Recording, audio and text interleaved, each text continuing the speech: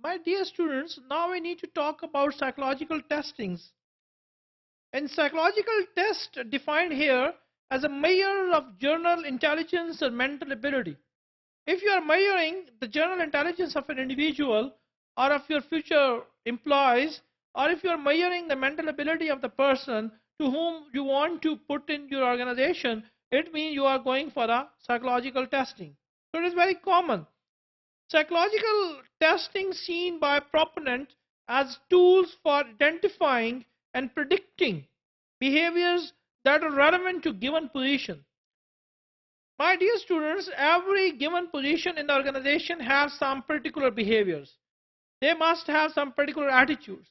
And if you are not aware about those attitudes, if you don't know that what kind of positive behavior and attitude you are required for that given positions, you are not confirmed that that person would perform well on the job or not perform well on the job.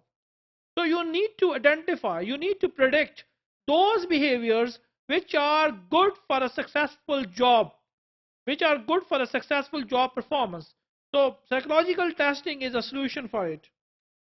For example, many industrial psychologists believe that an individual's propensity to leave an organization prematurely may be anticipated through testing.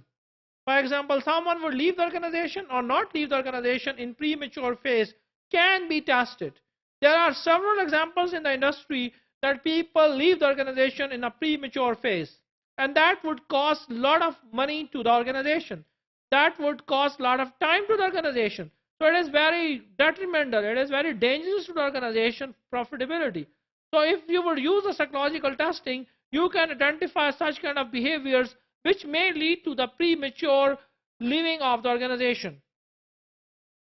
Psychological tests have a different categories. We already discussed different types of tests. General intelligence is one test, one kind of a test. Then aptitude test, or what a person can accomplish on the basis of what she or he knows.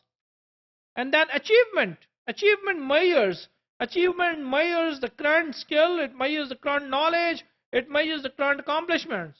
So there are three things. One is aptitude, another is the intelligence, and another is the achievement. To determine whether such psychological testing is appropriate, employers need to explore different answers to these particular questions. What are those questions? Let's see those questions.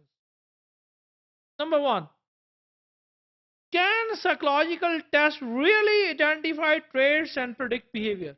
Sometimes psychological tests are just for the sake of testing. Nothing in it. They cannot determine the particular traits. They cannot determine and predict the particular behaviors. If your answer is no, then I would advise you that don't go for psychological testing. If your answer is yes, yes. If your answer is yes, then you should consider such kind of psychological test which can identify traits and predict behavior.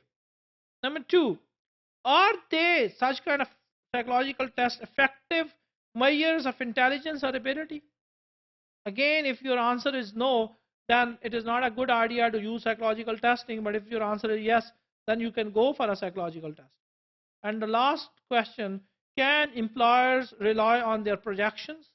Because tests are not sometimes not giving the real figure. And in such case, if these tests can provide employers the reliability of their projections, then such kind of psychological tests can be used. So if the answers are yes of these three questions, then you can go for a psychological testing. And if answer is no, then it is better to avoid psychological testing.